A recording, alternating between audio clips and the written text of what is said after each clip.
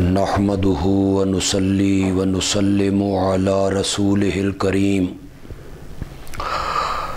وعلى آله وأصحابه أجمعين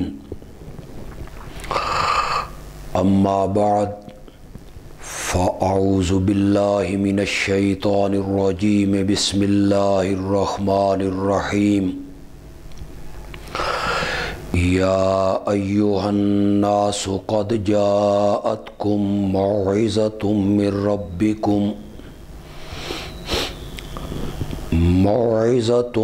من ربكم وشفاء لما في الصدور وهدى ورحمة للمؤمنين اللهم صل على محمد وعلى آل محمد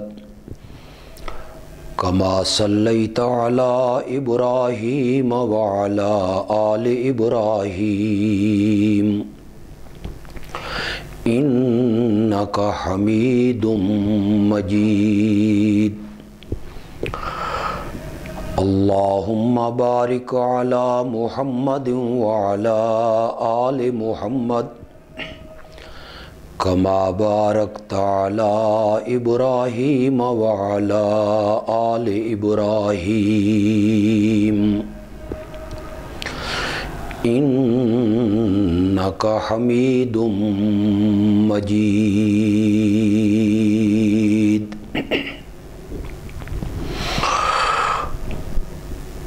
ہم ایک بہت خوبصورت سلسلے کا آغاز کر رہے ہیں کہ قرآن پاک کو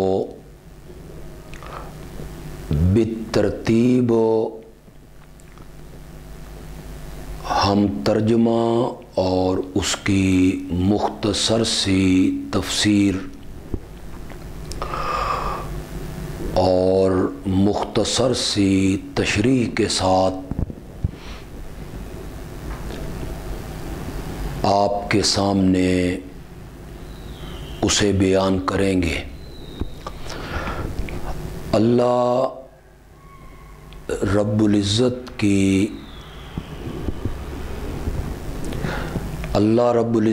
کے دربار عالیہ میں ہم بڑی عاجزی اور بڑی تواضع اور انتہائی انکساری کے ساتھ دعا گو ہیں، اور سننے والے احباب سے بھی ہم توقع رکھیں گے کہ وہ ہمارے لیے دعا کریں گے کہ اللہ ہمیں اس کام میں اور اس عمل میں اللہ ہمیں کامیابیوں سے ہمکنار کرے۔ یقیناً قرآن مجید ان کتابوں میں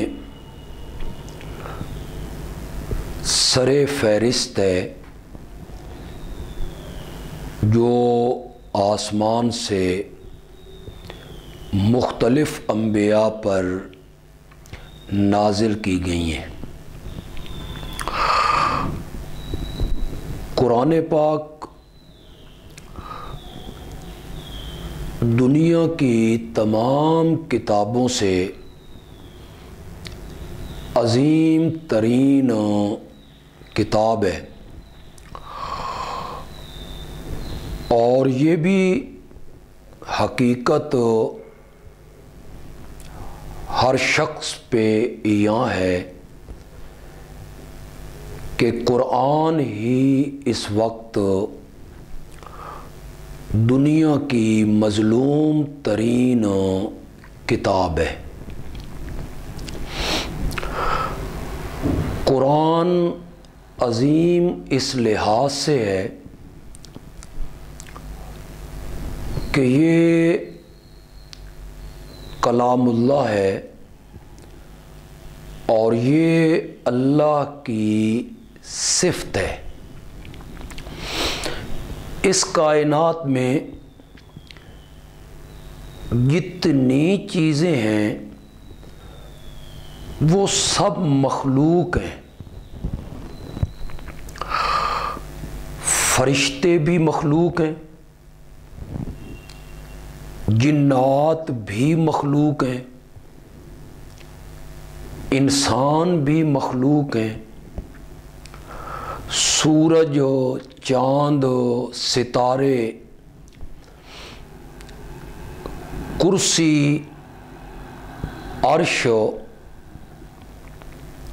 حتیٰ کہ امام الانبیاء خاتم النبیین حضرت سیدنا محمد الرسول اللہ صلی اللہ علیہ وسلم بھی مخلوق ہے۔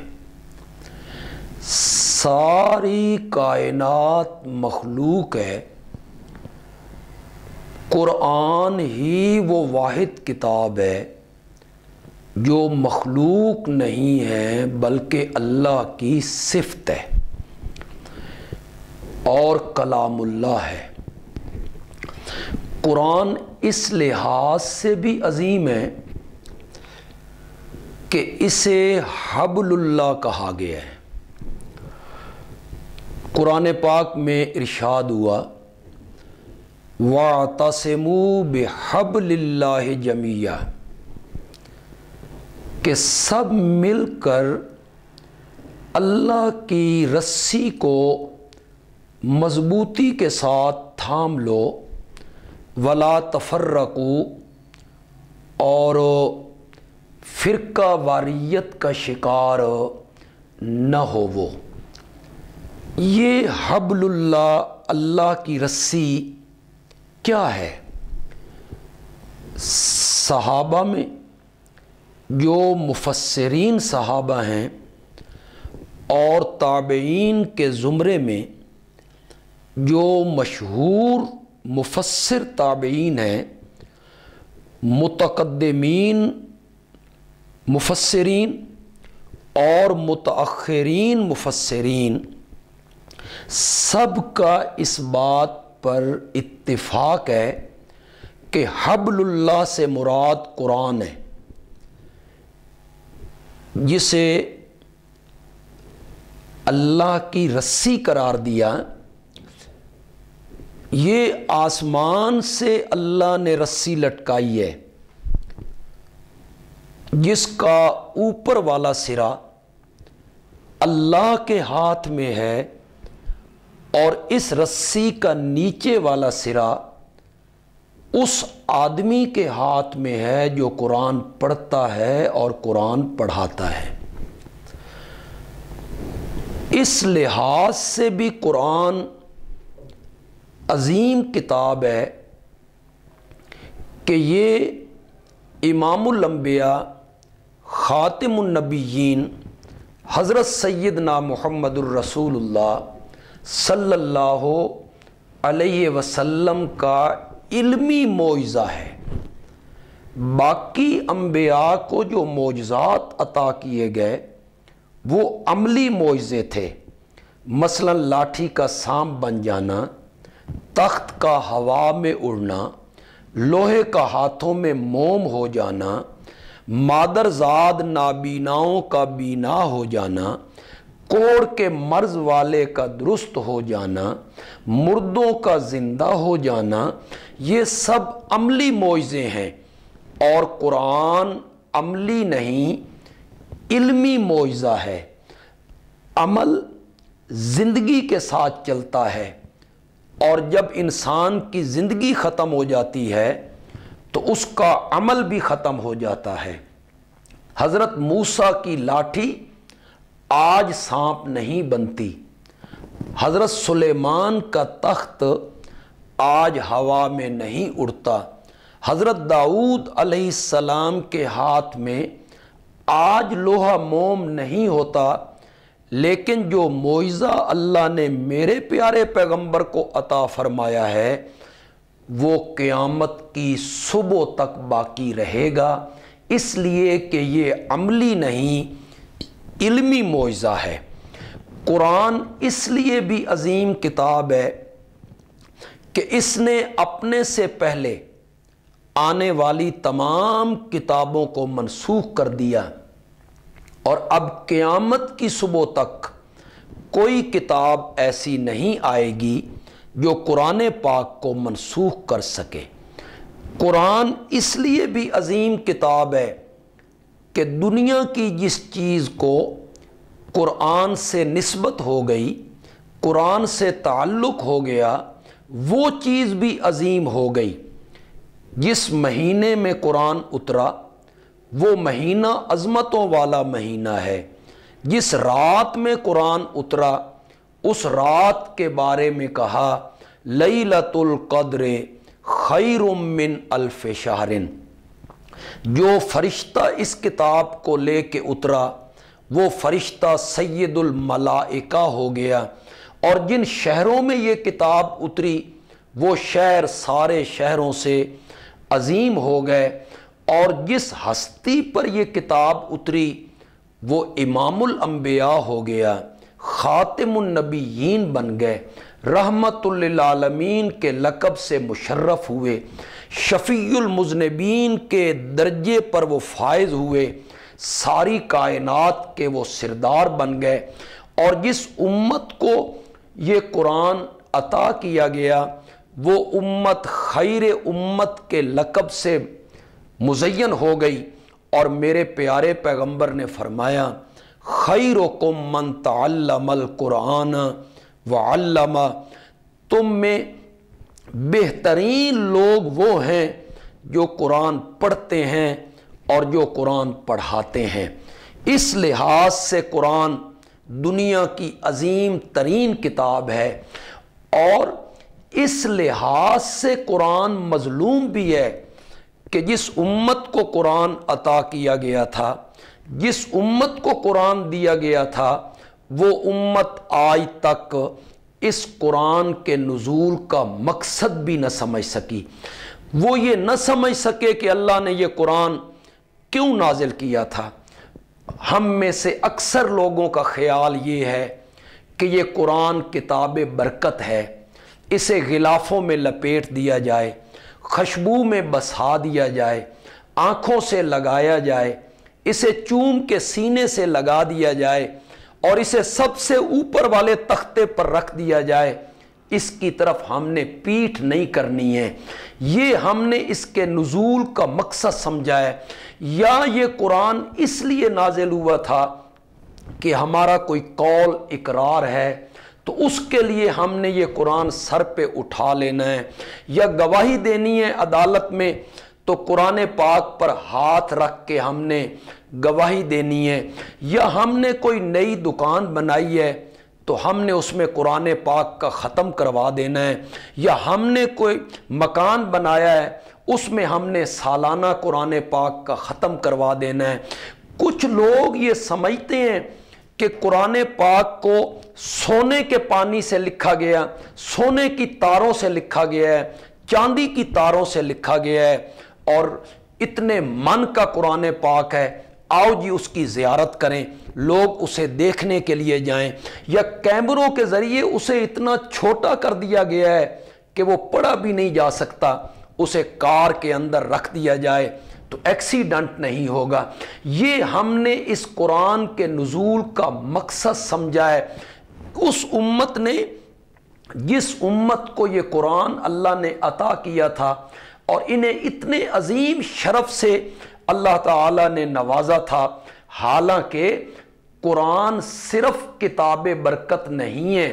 میں یہ نہیں کہہ رہا ہوں کہ یہ کتاب برکت نہیں ہے، کتاب برکت ہے۔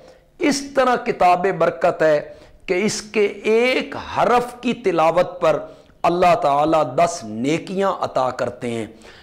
امام الانبیاء سیدنا محمد الرسول اللہ صلی اللہ علیہ وسلم نے فرمایا کہ میں یہ نہیں کہتا کہ الف لام میم ایک حرف ہے، نہ الف الگ حرف ہے، لام الگ حرف ہے، میم الگ حرف ہے۔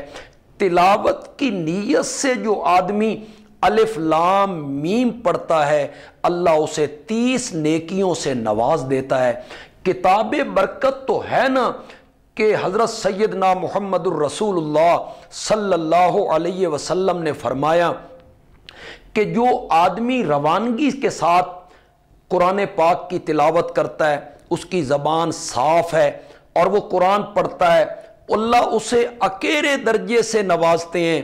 اور جس آدمی کی زبان اٹکتی ہے، وہ توتلا ہے، پڑھنے میں تھوڑی سی مشکل پیش آتی ہے، وہ قرآن کی تلاوت کرتا ہے تو اللہ تعالیٰ اسے دوہرے اجر سے نواز دیتے ہیں۔ میں اس کے کتاب برکت ہونے سے انکار نہیں کر رہا ہوں، خود قرآن نے کہا ہے کہ یہ مبارک کتاب ہے، بابرکت کتاب ہے، لیکن یہ کتاب برکت بعد میں ہے اور صحیفہ ہدایت پہلے ہے۔ اس کے اترنے کا مقصد یہ تھا کہ یہ لوگوں کو سیدھے رستے کی رہنمائی کرتا ہے۔ جو سینوں کے روگ ہوتے ہیں، بیماریاں ہوتی ہیں، شرک کی بیماری، کفر کی بیماری، نفاق کی بیماری، فسق و فجور کی بیماری، نافرمانی، رب کی نافرمانیوں کی بیماریاں، یہ قرآن ان بیماریوں میں دلوں کو شفا بخشتا ہے۔ اس قرآن کے نزول کا جو مقصد خود اللہ رب العزت نے بتایا وہ یہی تھا کہ یہ کتاب ہدایت ہے۔ کیا جتنے آپ مسلمان ہیں اور جتنے آپ قرآن پاک کی تلاوت کرنے والے ہیں، کیا آپ کو یہ آیت یاد نہیں ہے؟ سورۃ بقرہ کی ابتدا میں اللہ نے اس کتاب کے نزول کا مقصد خود بیان کیا، ذالک الکتاب لا ریب فیہ، یہ کتاب ایسی کتاب ہے جس میں کوئی شک نہیں ہے، ھدی للمتقین، یہ کتاب ہدایت ہے ان لوگوں کے لیے جو ضد سے بچ جاتے ہیں، اپنے دلوں میں اناد نہیں رکھتے، حسد نہیں رکھتے، ضد نہیں رکھتے، ہٹ دھرمی کا شکار نہیں ہوتے، دھڑے بندی کا شکار نہیں ہوتے۔ یہ قرآن ان لوگوں کے لیے نری ہدایت ہے۔ برادران اسلام، کیا آپ کو یہ آیت یاد نہیں ہے؟ یقیناً اکثر لوگوں کو یہ آیت یاد ہوگی جو سورۃ بقرہ اور سورۃ بقرہ کی آیت نمبر 185 ہے، جس میں اللہ رب العزت فرماتے ہیں شہر رمضان الذی انزل فیہ القرآن، مہینہ رمضان کا یعنی روزوں کا جو مہینہ ہے وہ رمضان کا مہینہ ہے جس میں قرآن پاک کو نازل کیا گیا ہے، ھدی للناس، جو لوگوں کے لیے رہنما ہے، وبینات من الہدی والفرقان، اور جس میں ہدایت کی کھلی نشانیاں بھی ہیں اور جو حق کو باطل کو الگ الگ کرنے والا ہے، بیان کرتا ہے کہ حق کیا ہے، باطل کیا ہے، شرک کیا ہے، توحید کیا ہے، اطاعت کیا ہے، نافرمانی کیا ہے۔ تو قرآن پاک کے نزول کا جو مقصد خود اللہ رب العزت نے قرآن پاک میں بیان کیا، وہ یہی بیان کیا کہ یہ قرآن اس لیے نازل کیا گیا ہے کہ یہ لوگوں کے لیے ہدایت ہے۔ چنانچہ سورۃ بنی اسرائیل میں اور اس کی آیت نمبر 82 میں اللہ رب العزت ارشاد فرماتا ہے وَنُنَزِّلُ مِنَ الْقُرْآنِ مَا هُوَ شِفَاءٌ وَرَحْمَةٌ لِّلْمُؤْمِنِينَ، ہم قرآن کے ذریعے جو کچھ بھی نازل کرتے ہیں وہ مومنوں کے لیے شفا بھی ہے اور وہ مومنوں کے لیے رحمت بھی ہے۔ قرآن کو رحمت بھی کہا اور قرآن کو شفا بھی قرار دیا ہے۔ قرآن پاک شفا بھی ہے اور قرآن پاک اللہ تعالیٰ کی رحمت بھی ہے۔ چنانچہ سورۃ یونس میں اس کو جب بیان کیا گیا تو سورۃ یونس میں اللہ تعالیٰ اسے بیان کرتے ہوئے فرماتے ہیں، سورۃ یونس کی آیت نمبر 57 میں ارشاد ہوتا ہے یا ایھا الناس قد جاءتکم موعظۃ من ربکم وشفاء لما فی الصدور وہدی ورحمۃ للمؤمنین۔ اے پوری کائنات کے لوگوں، قد جاءتکم موعظۃ من ربکم، تمہارے پاس پہنچ چکی ہے نصیحت تمہارے رب کی طرف سے، وشفاء لما فی الصدور، اور دلوں کی بیماریوں کی شفا۔ جو روگ، جو بیماریاں دلوں میں لگتی ہیں، کچھ بیماریاں انسان کے بدن میں لگتی ہیں، ان میں کچھ بیماریاں معمولی ہوتی ہیں، کچھ غیر معمولی ہوتی ہیں، کچھ مہلک بیماریاں ہوتی ہیں، وہ انسان کے جسم کو بیماریاں لگتی ہیں، کچھ بیماریاں انسان کے دل میں لگتی ہیں، کچھ زنگ انسان کے سینے میں لگتے ہیں، کچھ بیماریاں انسان کے سینے میں پیدا ہوتی ہیں، ان میں بھی کچھ بیماریاں معمولی بیماریاں ہوتی ہیں جنہیں ہم صغیرہ گناہ کہتے ہیں، کچھ اس سے بڑی ہوتی ہیں جسے ہم کبیرہ گناہ کہتے ہیں، کچھ مہلک ہوتی ہیں جیسے کفر ہو گیا، شرک ہو گیا، نفاق ہو گیا۔ اللہ کہتا ہے کہ یہ قرآن جو ہے یہ سینوں میں جنم لینے والی بیماریوں کے لیے شفا ہے، وہدی، اور یہ قرآن نری ہدایت ہے، وَرَحْمَةٌ لِّلْمُؤْمِنِينَ، اور یہ قرآن رحمت ہے مومنوں کے لیے۔ چنانچہ قرآن پاک نے اپنے نزول کا مقصد خود بیان کیا ہے کہ میرے نازل ہونے کا مقصد ہے ہدی للمتقین، ہدی للناس، ہدی ورحمۃ للمؤمنین، کہ میں سیدھے رستے کی رہنمائی کرنے کے لیے آیا ہوں۔ آپ میں سے اکثر لوگ اس بات کو جانتے ہیں کہ جنات نے ایک مرتبہ نبی اکرم صلی اللہ علیہ وسلم کی زبان مقدس سے قرآن پاک کو سنا تھا، صرف ایک مرتبہ سنا۔ آپ دیکھیں، ہم مومنوں کے گھروں میں پیدا ہوئے ہیں، ہم پیدا ہوئے تو ہمارے کان میں آذان دی گئی اور ہماری زبان تھوڑی سی کھلی تو ہماری ماں نے ہمیں سکھایا کہ کہو اللہ، اور ہم تھوڑے سے بڑے ہوئے تو پھر ہمیں کلمہ سکھایا گیا، اور ہم کچھ اور بڑے ہوئے تو نورانی قاعدہ ہمارے ہاتھ میں پکڑوا دیا گیا۔ مسجد میں چلو یا گھر میں قاری صاحب آئیں گے، سب سے پہلے قرآن پڑھنا ہے۔ ہم مومنوں کے گھر میں ہم نے جنم لیا ہے، ہم اس وقت سے قرآن پڑھ رہے ہیں جب سے ہم نے شعور حاصل کیا ہے، شعوری زندگی میں آئے ہیں۔ پھر ہماری زندگی 50 سال ہو گئی، 60 سال ہو گئی، 70 سال ہو گئی، لیکن آج تک ہم قرآن کے نزول کا مقصد نہ سمجھ سکے۔ جنہوں نے ایک مرتبہ میرے آقا کی زبان مقدس سے قرآن سنا اور واپس جب اپنی قوم کے پاس گئے تو پھر وہ داعی بن گئے، یعنی انہوں نے دعوت دینی شروع کر دی، اور انہوں نے اپنی قوم کو جو کچھ جا کے کہا اسے سورت جن 29ویں پارے اور سورت جن کی پہلی آیت میں اللہ رب العزت نے بیان کیا کہ انہوں نے جا کے اپنی قوم سے کہا انا سمینا قرآنا عجبا، ہم نے ایک عجیب قرآن سنا ہے، ایک عجیب قرآن سنا ہے۔ کیا مقصد ہے اس کے نزول کا؟ کیا مقصد ہے اس قرآن کے نازل ہونے کا؟ جنات کہنے لگے یہدی الی الرشد، وہ قرآن بھلائی کا راستہ دکھاتا ہے، وہ قرآن نیکی کی ہدایت دیتا ہے، وہ قرآن سیدھے رستے کی رہنمائی کرتا ہے۔ تو پہلے دن جنات کو اس بات کی سمجھ آ گئی کہ قرآن کے نزول کا مقصد یہ ہے کہ وہ سیدھے رستے کی رہنمائی کرے۔ برادران اسلام اور میری ماں اور میری بہنوں، ہمیں اس بات پہ غور کرنا ہے کہ قرآن پاک اللہ نے اتارا تھا، اسے کتاب ہدایت قرار دیا گیا ہے، تو یہ کتاب ہدایت تب بنے گا جب ہم اس کو سمجھ کے پڑھیں گے، اس کا مفہوم کیا ہے، اس کا معنی کیا ہے، اللہ ہمیں کیا کہنا چاہتا ہے، किन बातों से अल्लाह हमें रोकना चाहता है। अगर हम इसका मफहूम नहीं समझेंगे, इसका तर्जुमा नहीं समझेंगे, इसकी तफसीर नहीं समझेंगे, तो फिर ये किताब हिदायत कैसे बनेगी।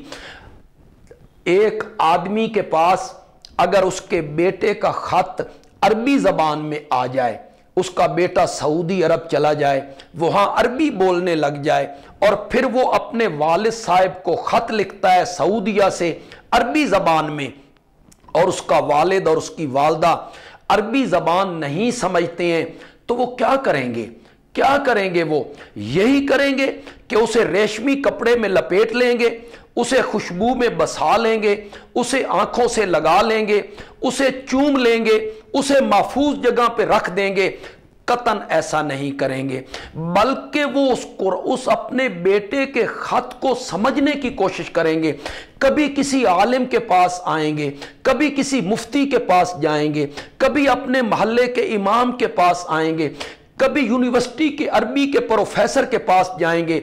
हमें बताओ हमारे बेटे ने क्या लिखा है, हमारा बेटा क्या कहना चाहता है, हमारे बेटे का मुतालबा क्या है, हमारे बेटे की हालत कैसी है, खैरियत से तो है। जब तक वो बेटे की तरफ से आने वाला खत जो अरबी ज़बान में उसने लिख दिया है, जब तक उसको समझ नहीं लेंगे, उस वक़्त तक उन्हें चैन नहीं होगा, इत्मीनान नहीं होगा। ओए लोगों, ये कुरान अल्लाह का खत है जो अल्लाह ने आपकी तरफ लिखा है।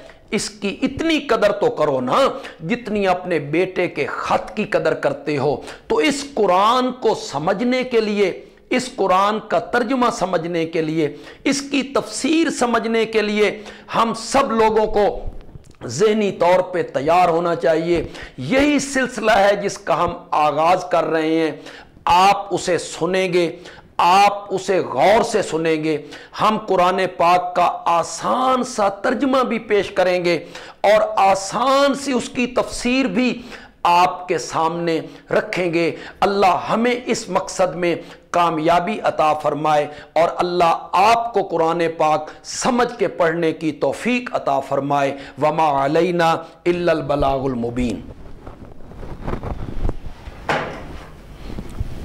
कितने मिनट